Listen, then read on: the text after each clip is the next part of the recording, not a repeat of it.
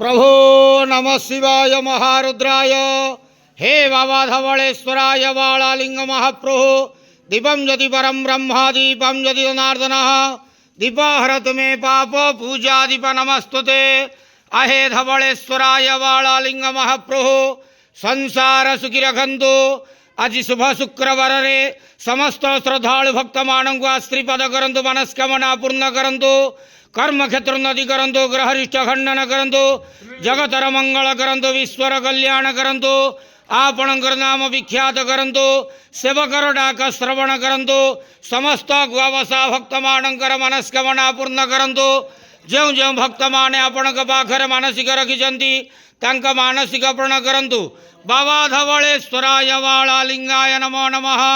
संसार सुखी रखंतु आनंदे गवार हरि बोलो